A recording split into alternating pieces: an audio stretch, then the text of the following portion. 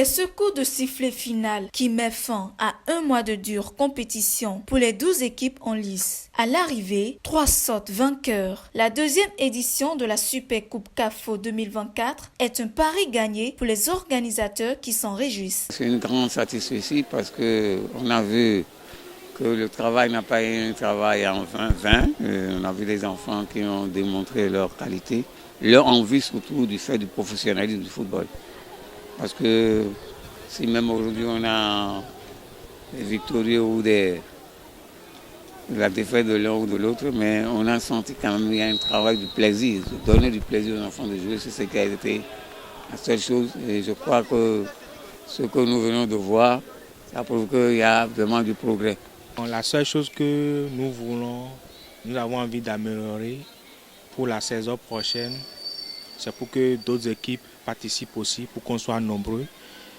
Et là, si on est nombreux, on est plus fort encore. Là, il y aura plus d'ambiance. D'abord, on remercie beaucoup les partenaires, les sponsors qui nous ont accompagnés du début jusqu'à la fin. Et aussi la mairie de Porto-Novo, principalement le maire Charlemagne Akoti, et aussi le chargé de mission du maire et le CA1 du premier arrondissement de Porto-Novo qui est venu nous assister. Tout cela, on les remercie beaucoup pour les efforts et les contributions. À l'issue des rencontres, Samba FC vient à bout de AS Étoile 1-0 dans la catégorie des U15. Chez les U17, Samba FC perd cette fois face à AS Ange Promo qui l'a dominé à la séance des tirs au but et remporte le titre. Samba FC rafle un deuxième sacré dans la catégorie des U20 face à Azaz. Cette joie est grande. Nous avons beaucoup travaillé pour ça. Et je pense que c'est notre objectif de remporter ce trophée. Et on l'a fait, c'est une grande joie. Tout le monde est en joie, ça fait du bien en fait. Bon, c'est bien, ce qu'ils ont fait n'est pas mal, qu'ils continuent toujours de nous encourager. Et comme ça, on va toujours donner le meilleur de nous-mêmes. Parce que je suis fier de mon équipe. Parce que c'est un travail d'équipe aussi, je rends grâce à Dieu pour la solidarité qu'il nous a donnée et la discipline qui était faite entre nous les coéquipiers. Je dis aux organisateurs de nous aider à améliorer notre championnat et financièrement comme et matériellement pour que nous allons en avant dans ce championnat. Les entraîneurs, quant à eux, sont fiers d'avoir participé au tournoi avec quelques regrets. Les conclusions tirées à chaque niveau en vue d'une bonne remise à niveau l'an prochain. C'est le football. On a joué, on a donné beaucoup de consignes à nos joueurs, ils ont écouté les consignes. Bon, comme l'on dit, c'est le football. Et on n'a pas toujours ce qu'on veut. Samba aussi n'est pas une petite équipe. On les a affrontés plusieurs fois. Bon, les résultats ne sont pas toujours dans notre avantage. Bon. Donc, on n'attendait pas ça ce soir. On voulait changer au moins l'histoire ce soir, mais on n'a pas pu. On ira à la maison travailler sur les défauts et revenir encore plus fort. Sentiment de joie, sentiment de joie.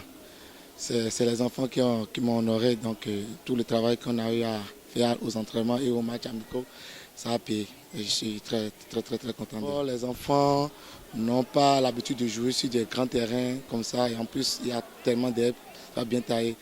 Mais avec leur système de jeu, de passer le ballon, en fait, tout ça, ça a marché. Bon, dans les fois à venir, on va essayer de jouer des matchs amicaux sur des terrains comme ça pour qu'ils puissent s'habituer. La mairie de Porto-Novo est prête et déterminée à accompagner toute initiative de la jeunesse, a confié le chargé de mission du maire qui l'a représenté. On est très heureux et on est très content. Au nom du maire Charlemagne Akoti, nous remercions le comité d'organisation parce qu'il y a un très bon jeu, il y a du fair play. On sent que vraiment c'est une école de football. Il y a la mairie quand même qui est prête à accompagner la jeunesse.